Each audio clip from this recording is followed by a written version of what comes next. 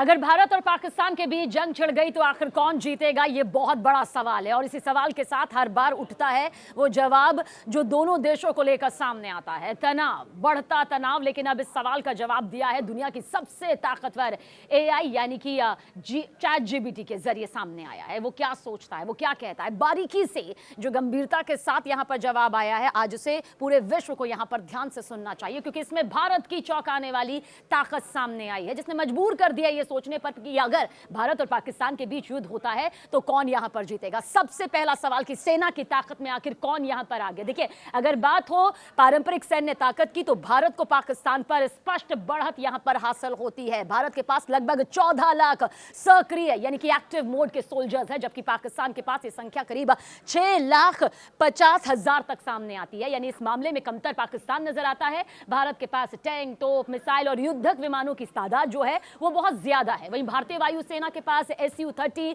Rafale और मिराज जैसे आधुनिक विमान मौजूद है, तो पाकिस्तान के पास JF-17 और F-16 जैसे सीमित विकल्प हैं। थल सेना, नौसेना के लिहाज से भी भारत का जो स्ट्रक्चर है वो बहुत ज्यादा यहां पर आधुनिक और मजबूत नजर आता है। दूसरा परमाणु हथियार की शक्ति, जिसका दमखम यहां पर पाकिस्तान बार बार भरता हुआ और देता हुआ नजर आता है कि शक्ति या विनाश का कारण। दरअसल भारत और पाकिस्तान दोनों परमाणु हथियार संपन्न देश है। भारत के पास लगभग 160 परमाणु हथियार, तो वहीं पाकिस्तान के पास लगभग 170 परमाणु हथियार मौजूद हैं। लेकिन युद्ध लड़ने के लिए सेना और हथियारों से ज्यादा जरूरी होता है एक मजबूत अर्थव्यवस्था का होना। और भारत की जीडीपी है लगभग $3.7 ट्रिलियन, जबकि पाकिस्तान की अर्थव्यवस्था करीब $370 बिलियन तक की सीमित नजर आती है। और रक्षा बजट की भी हम बात करेंगे, जिसमें लगभग हर साल भारत का $75 बिलियन यहां पर खर्च होता है और पाकिस्तान का रक्षा खर्च लगभग $10 बिलियन के आसपास रहता है। इसका मतलब आप साफ समझ सकते हैं कि किस तरह की स्थिति यहां पर सामने आती है।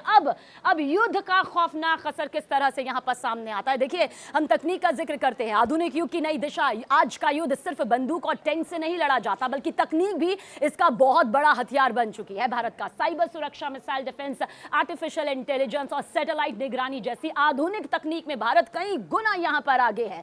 भारत की DRDO और इसरो जैसी एजेंसियां देश को आत्मनिर्भर बनाती है। पाकिस्तान अभी मामलों में बहुत पीछे है, कई मामलों में आयातित तकनीक पर निर्भर है। ऐसे में तकनीकी मोर्चे पर भारत को यहां पर एक बड़ी बढ़त मिलती हुई नजर आती है। और युद्ध का असली असर, देखिए, जनता की हार आखिर में सबसे बात यही होती है कि युद्ध का असर किस पर होगा। तो हार दोनों देशों की जो होगी या जीत में जिसका पलड़ा यहां पर भारी पड़ेगा, लेकिन आम जनता को इसका नुकसान कई सालों पीछे जाकर भुगतना होगा, चाहे वो जानमाल का हो, चाहे वो अर्थव्यवस्था को लेकर हो, चाहे वो स्थापन को लेकर हो, बेरोजगारी को लेकर हो, अस्पतालों की बर्बादी को लेकर हो। दोनों देशों के लिए यह आत्मघाती साबित होगा अगर यह युद्ध यहां पर होता है। तो इतना तय है कि कई साल पीछे इसे धकेला जा सकता है। नतीजा यही होगा, अगर पारंपरिक यानी कि जो युद्ध हुआ तो भारत को सैन्य, आर्थिक, तकनीकी तौर पर बढ़त जरूर मिलेगी, लेकिन नुकसान दोनों ही देशों के लिए आत्मघाती साबित होगा।